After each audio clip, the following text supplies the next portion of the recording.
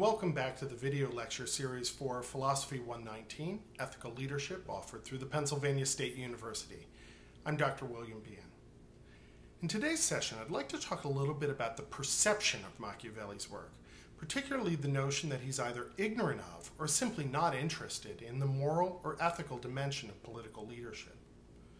When we use the term Machiavellian in ordinary everyday language, we normally mean it as a criticism or insult, implying that the person so described is conniving, dishonest, or at best, amoral.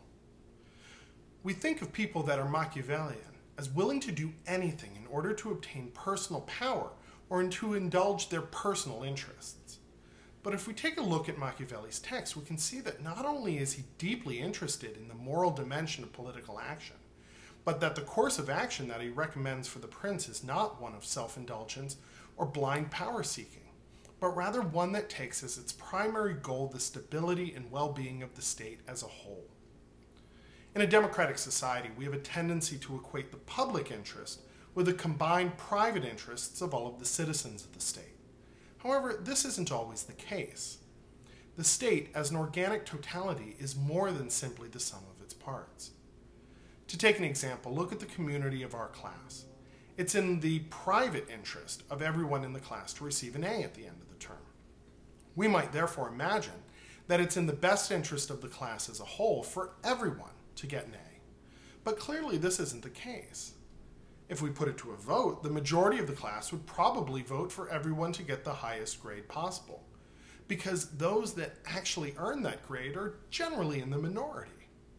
However, I think it's reasonably clear that it's not in the best interest of the class as a whole, as a community, for everyone to receive an A regardless of the work that they do, as this would defeat the fundamental purpose of giving grades in the class.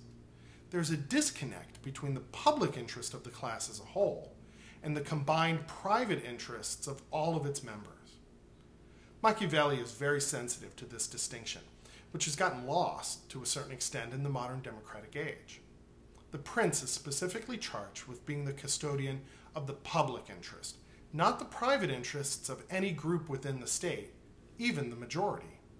It's his or her job to ensure the stability and well-being of the state, not necessarily the majority of its citizens.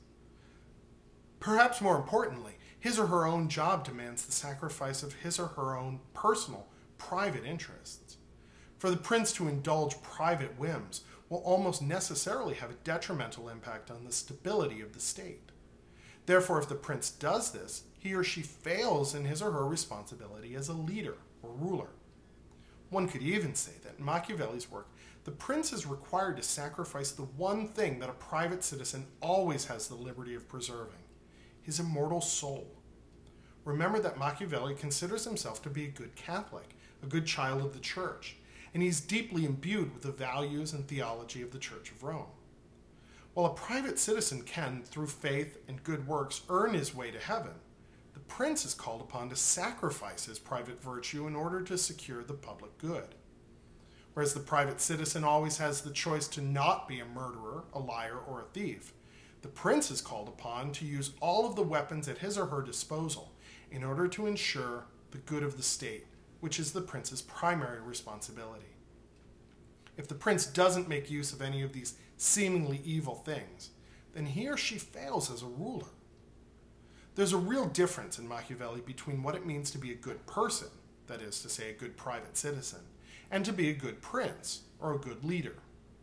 Thus we can see that Machiavelli, far from being uninterested in or ignorant of moral virtue, instead suggests somewhat subtly that what it means to be a virtuous person is different from what it means to be a virtuous prince.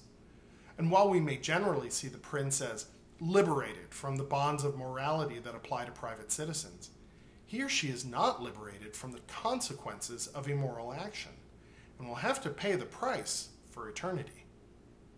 When we look at Machiavelli's work from this perspective, a new way of thinking about political action emerges. We should always keep in the back of our minds the idea that the public and private spheres are radically divided, even if the border between them is never quite clear. By keeping this distinction between public and private in mind, we can gain a profound insight into what we mean when we talk about virtue in a public or or leadership context.